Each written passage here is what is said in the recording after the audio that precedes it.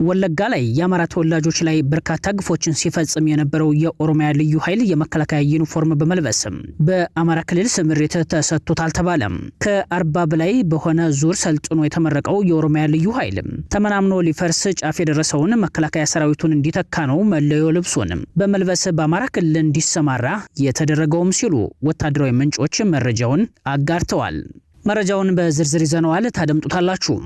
በጦርነት ሂደት ውስጥ የድርድር አጀንዳ መነሳቱ የሚጠበቅ ጉዳይ ነው። ይሁን እንጂ አጀንዳው ቀልብ ሊገዛ የሚችለው በባለቤቶቹ ሲነሳ ብቻ ነው። አብይ አህመድ በአማራ ሕዝብ ላይ ባወጀው የዘር ማጥፋት ጦርነት ሁለቱ ተፋላሚ ኃይሎች ተብለው ሊጠቀሱ የሚችሉት የአብይ አህመድ አጋዝና ፋኖ ናቸው ሲል አርበኛው ተናግረዋል። ሆኖም የክልሉ መንግስት ከሰሞኑ ያወጣው የድርድር መረጃ መሰረተ ቢስ ነው ሲል አርበኛው ጨምሯል። ሌላኛው የሰዓቱ መረጃችን ነው። አገዛዙ ከወትሮ በተለየ ሁናት የሰሞኑን ዘግናኝ የሆኑ ድርጊቶችን እንዴትና ለምን ሊፈጽም ቻለ ብሎ መመልከት ተገቢ መሆኑ ተጠቁሟል። ነውረኛው የብልጽግና ቡድን በ2013 ዓ.ም ህወሓት ላይ ጥቃት ለመሰንዘር ከሰራቸው ስራዎች መካከል አንዱ መከላከያ ሰራዊቱ በልህና በቁጭት ተነሳስቶ የጠነከረ እርምጃ እንዲወስድ ማድረግ እንደነበር አይዘነጋም። አሁን በአማራ ምድር ያን መሰል የጭካኔ ቁማር ለመስራት ብልጽግና ዘመቻ አውጇል። ውስጣዊ አንድምታ የተያዘለትን ዘመቻ መረጃን ይዘነዋል። ወታደራዊ ኃይሉ ትግስቱ ተሟጧል ሲሉ አምባሳደሩ ተናግረዋል። የትግራይ ታጣቂዎች ሰሞነኛ አመጽን ተከትሎ በትግራይ ያለው ፖለቲካዊ ትኩሳት እጅጉን ጨምሯል። መንግስት አስተያየት ለመስጠት በተቆጠበበት በዚህ የሰራዊት አመጽ ብዙ አስተያየቶች እየተሰጡ ናቸው። የተከበራችሁና የተወደዳችሁ አድማጭ ተመልካቾቻችን እነዚህና ሌሎች መረጃዎችን እያደመጣችሁ አብራችሁን ስትቆዩ የዩቲዩብ ቻናሉን ሰብስክራይብ፣ ቪዲዮ ላይክ እና ሼር እንዲሁም ገንቢ ሐሳብ አስተያየታችሁን ኮሜንት ሳጥን ላይ ያስቀምጡልን። ወደ ዝርዝር መረጃዎችን አለፈን።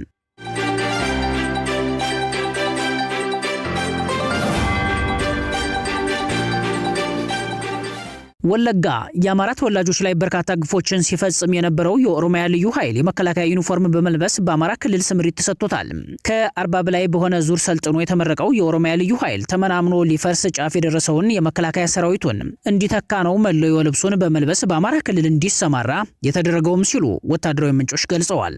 በወለጋ ምድር አማራ የሆኑትን ሁሉ በአሰቃቂ ሁናቴ ሲገድል በቤተክርስቲያን ቄሶችን በመስጂድ ውስጥ ሶላት በማድረስ ላይ የነበሩ የአማራ ተወላጅ የሆኑ ትልልቅ ሸሆችን ሲገድል ሀብት ንብረት ሲዘርፍና ሲያወድም የነበረው የኦሮሚያ ልዩ ኃይል መለዮ ልብስ ተቀይሮለት ከመከላከያ ሰራዊት ጋር ተቀላቅሎ ወደ አማራ ክልል ገብቶ በደረሰባቸው አካባቢዎች ተመሳሳይ ድርጊቱን መፈጸም ጀምሯል። ይህ ኃይል ነው ጥቅምት 2 ቀን 2018 ዓ.ም በጎጃም ባሰቃቂ ሁናቴ ፋኒት በአለምን የገደላት ሲባል በተመሳሳይ በአማራ ፋኖ ብሔራዊ ኃይል ምስራቅ አማራ ቀጠና ሚኒሊክ የምስራቅ አማራ ኮር 1 ሐውጃኖ ክፍለ ጦር 3ኛ ሻለቃ አባል የሆነችው ፋኒት ትግስት ወዳጆ ይመር ትላንት ጥቅምት 7 ቀን 2018 ዓ.ም በራያ ግንባር ልዩ ቦታው ጮቤ በር ላይ በተደረገው ውጊያ ክቡር መስዋዕትነት ስትቀበል ያጋዙ ወታደሮች የዚችን ሰማዕት አስከሬን ጡቷንና እጇን በመቁረጥ እጅግ አሰቃቂ ድርጊት በድጋሚ የፈጸሙትም ተብለዋል።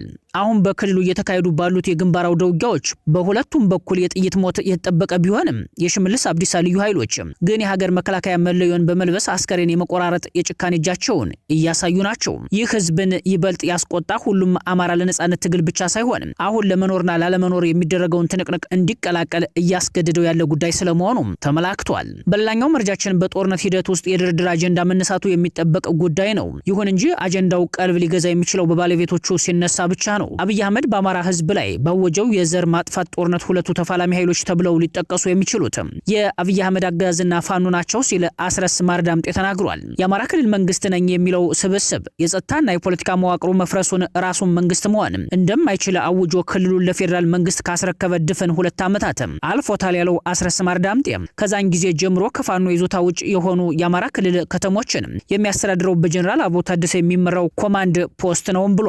የአማራ ህዝብ የህልውና ተጋድሎ ተፋላሚ ኃይሎች የአብይ አህመድ የሽብር አጋዝና የአማራ ፋኖ ናቸው። ስለሆነም ጦርነቱን በድርድር ስለመቋጨት መወሰን የሚችሉት እነዚህ ኃይሎች እንጂ የፈረሰው መዋቅር ኮሚኒተር ነኝ የሚለው ዶክተር መንገሻና ሌሎች መናኛ ካድሬዎች አይደሉም ሲልም ጨምሯል። የጦርነት ዛሬ የሰፈረበት አብይ አህመድ በአማራ ህዝብ ላይ የከፈተውን የዘር ማጥፋት ጦርነት ከፋኖ ጋር በሚደረግ ሀቀኛ ፖለቲካዊ ድርድር ለመቋጨት ዝግጁ መሆኑን በይፋ እስካልገለጸ ድረስ ድርድር አጀንዳ መሆን አይችልም ሲልም ያስታወቀው አርበኛ ጠበቃ አስረስ ማርዳምጤ አጋዙ እስካሁን ይህንን አላደረገም፣ ይልቁንም የተጠናከረ የጡት ቆረጣና የአካል መበለት ዘመቻ ላይ ነው ሲልም ተናግሯል። ዋነኛው ትኩረታችንም ይህንን አውሬነት ማስወገዱ ላይ ብቻ ነው ሲልም አሳስቧል።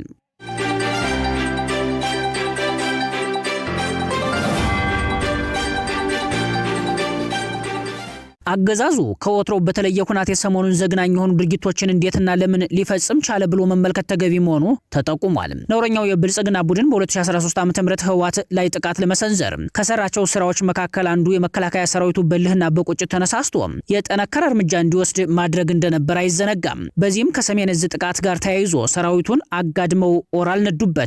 የትግራይ አርሶ አደሮች በማጭድ የሰራዊቱን አንገት ቆርጠው ጣሉ። የትግራይ እናቶች የቆሰሉ የመከላከያ ሰራዊት አባላት ላይ በርበሬ ደፉባቸው ወዘተ የሚሉ ፕሮፓጋንዳዎች በከፍተኛ ባለስልጣናትና አገዛዙ በሚዘውራቸው ሚዲያዎች ጭምር በሰፊው ተሰርተው እንደነበር አይዘነጋም። በእርግጥ ድርጊቱ በተባለው ልክ ስለመፈጸሙና አለመፈጸሙ እስካሁን በገለልተኛ አካል የተጣራ ነገር አሁንም ድረስ አልተገኘም። በዚህ የተበሳጨው ቀሪው ሰራዊት በልህና በቁጭት ዳግም ተደራጅቶ አጸፋዊ እርምጃ በመውሰድ በጥቂት ቀናት ውስጥ የህወሓት አመራሮችን ከመቀሌ ወደ ቆላ ተንቤን አውርዷቸውም ነበር።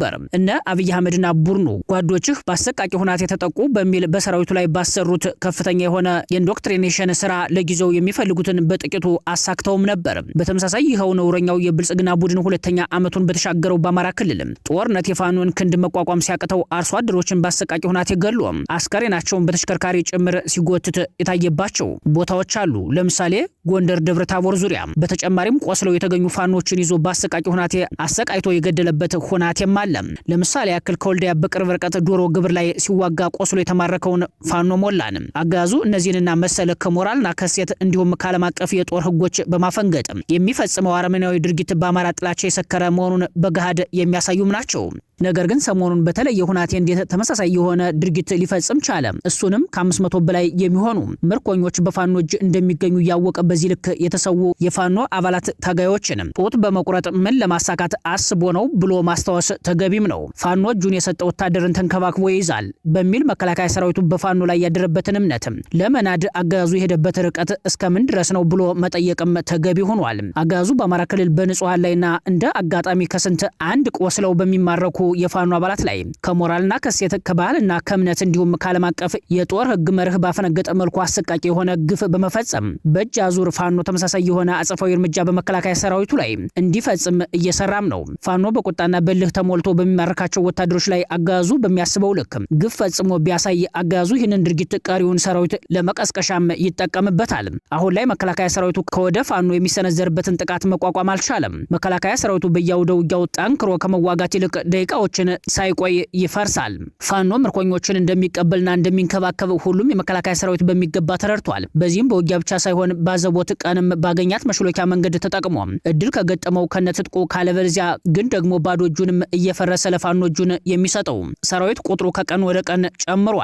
በውጊያ ሰዓትም ጠንክሮ ከመዋጋት ይልቅ ባገኘው አመች ሁናቴ እጁን ለፋኖ የሚሰጠው የትየለሌ ወታደር ነው። ይህ ድርጊት አገዛዙን አስደንግጦታል። የሰራዊቱ መናድና መፍረስ የመዋጋት ሞራል ማጣት ከ4 ኪሎ ያለውን ኃይል እንቅልፍ ነስቶታል። መከላከያ ሰራዊቱ እጅ ብሰጥም ፋኖ አይገለኝም በሚል በፋኖ ያለውን እምነት ለመሸርሸርና በተሰጠው የግዳጅ ቀጠና ተስፋ ቆርጦ የሞት ሽረት ውጊያ እንዲያደርግ አገዛዙ አሉኝ የሚላቸውን እድሎችን እየተጠቀመም ይገኛል። ይህም ከስንት አንድ እንዳጋጣሚ የሚማረኩ የፋኖ አባላት ላይ አሰቃቂ ግፍ በመፈጸም በፋኖና በትግሉ ደጋፊዎች ዘንድ ቁጣን ለመቀስቀስ የሚለውም ነው። በእርግጥ አገዛዙ በአማራ ጥላቻ የሰከረ ስለሆነ ከዘወትር ተግባሩ በተለየ መልኩ ከስንት እንደ አንድ አጋጣሚ በሚማረካቸው የፋኖ አባላት ላይ አሰቃቂ ግፍ በመፈጸም ፋኖ በእጅ አዙር አጸፋዊ እርምጃ ሲፈጽምበት እንዲህ አይነት ጥቃት ተፈጸመብህ በሚል የራሱን ሰራዊት ለማነሳሳት ከመጠቀም በዘለለ የጥላቻ እርካታውን እያስፈጸመበት ያለ ጉዳይም ነው። ይህንንም ዝግጅት ያስፈጽም ዘንድ ወለጋ ላይ የአማራ ተወላጆችን በቤት ውስጥ ዘግቶ በሳት ሲያቃጥል የነበረው የኦሮሚያ ልዩ ኃይል የመከላከያ ዩኒፎርም እንዲለብስ ተደርጎ ከሳምንት በፊት ወደ አማራ ክልል ተሰማርቷል።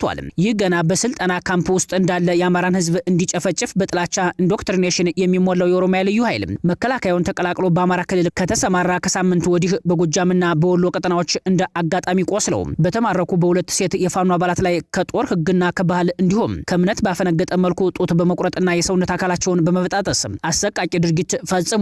በዚህ መልኩ አሰቃቂ ግፎችን በመፈጸም ፋኖ በቁጣ ተነሳስቶ በያዛቸውና ወደፊትም እጅ በሚሰጡ የመከላከያ ሰራዊት አባላት ላይ አጸፋዊ ድርጊት እንዲፈጽም የማነሳሳት ሴራ እንደ አንድ ግብ ተደርጎም ተይዟል። ፋኖ በአገዛዙ እቅድ መሰረት አጸፋዊ እርምጃ ሲወስድ አገዛዙ ለቀረው ሰራዊት ጓዶቻችሁ ተጠቁ፣ አሰቃቂ ግፍ ተፈጸመባቸው በሚል ከፍተኛ ቀስቀሳ በማካሄድ ሰራዊቱ በልህ ጠንክሮ እንዲዋጋ ማድረግ፣ ፋኖ አጸፋዊ እርምጃ ሲወስድ እጃቸውን ለመስጠት ያቀዱና የጀመሩ የመከላከያ ሰራዊት አባላት በፍርሃት ውሳኔያቸውን እንዲያጠፉ ማድረግ፣ ፋኖ በምርኮኞች ላይ አሰቃቂ ግፍ ፈጸመ በሚል በሀገሪቱ በጀት የተገዙ ሎቢስቶችን ተጠቅሞ ፋኖን ባለም አቀፍ በአሸባሪነት እንዲፈረጅ ማድረግ፣ አገዛዙ በውጊያ በተሰዉ የፋኖ አስከሬን ላይ ይህንን ዘግናኝ ድርጊት እንዲፈጽሙ እያደረገ ያለው በኦሮሚያ ልዩ ኃይል አባላት ነው። ይህም በአማራና በኦሮሞ ህዝብ መካከል የብሔር ግጭት በመቀስቀስ እድሜውን ማራዘም ወይም አስቀድሞ የተዘጋጀበትን ኦሮሚያ የምትባል ሀገርን እውን ለማድረግ የመገንጠል ካርዱን መምዘዝ፣ ይህ የነውረኛው ብልጽግና ቡድን የመጨረሻና የማይቀረው ካርዱ ስለመሆኑም ተመላክቷል። ስለሆነም ሁሉም የፋኖ ደጋፊዎችና ፋኖች አሁንም በነበራቸው የጦር ህግ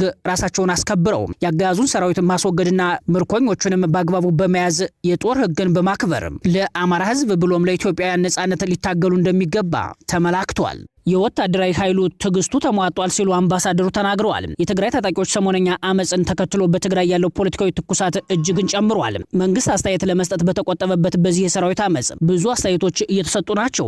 አምባሳደር ሱሊማን ደደፎ የሰጡት አስተያየት የሚጠቀስም ነው። በሶማሊያ የኢትዮጵያ አምባሳደር ሱሊማን ደደፎ በህወሓት ታጣቂዎችና በድርጅቱ አመራሮች መካከል ከፍተኛ አለመግባባት ተፈጥሮ አመጽ መቀስቀሱ ድርጅቱን ሊበትነው ተቃርቧልም ብለዋል።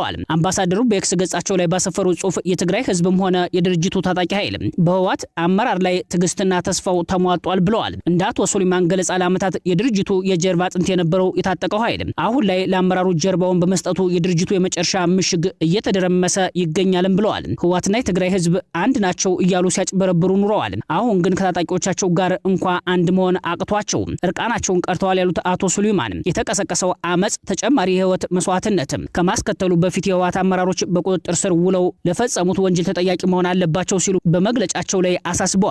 ትግራይ እንደ ኤርታሌ በሚፋጅ የፖለቲካ ትኩሳት እየተናጠች ትገኛለች። ከዚህ ትንኮሳ ጀርባ በርካታ የውጭ ኃይሎች እጅ መኖር ደግሞ ትኩሳቱን እጅግ ያባባሰና የከፋ አድርጎታል። በተለይ ካለፈው ሰኞ አንስቶ የቲዲኤፍ የጦር ወታደሮች ማመጻቸውን ተከትሎ የክልሉ ፖለቲካ ወዴት እያመራ ነው የሚለው ጥያቄ በጉልህ እንዲነሳ አድርጎታል። ከዚህ የጦር አመጽ ጀርባ ሶስት አካላት ስማቸው ሲነሳ ነበር። የፌዴራል መንግስት እነጌታቸው ረዳ እንዲሁም ሻዕቢያ ናቸው። ህወሓት ከዚህ አመጽ ጀርባ የፌዴራል መንግስቱና ከሃዲ ሲል የጠራቸው እነጌታቸው ረዳን ተጠያቂ ሲያደርግ፣ በአንጻሩ በሌላ ወገን ያሉ ደግሞ ሻዕቢያን ተጠያቂ ሲያደርጉ ለመመልከትም ተችሏል። ሆኖም አምባሳደሩ የሰጡት መግለጫ ግን ብልጽግናዊ ይዘት እንጂ የህወሓት አመራሮችን ውስጣዊ አጀንዳ ያመላከተ እንዳልሆነም በርካቶች አስተያየታቸውን እየሰጡበት ነው። የተከበራችሁና የተወደዳችሁ አድማጭ ተመልካቾቻችን ለሰዓቱ የዘጋጁት መረጃዎች እነዚህ ነበሩ። አብራችሁን ስለቆያችሁ ላቅ ያለ ምስጋና አለን። በያላችሁበት ሰናይ ጊዜን ተመኝተናል። ጤና ይስጥልን።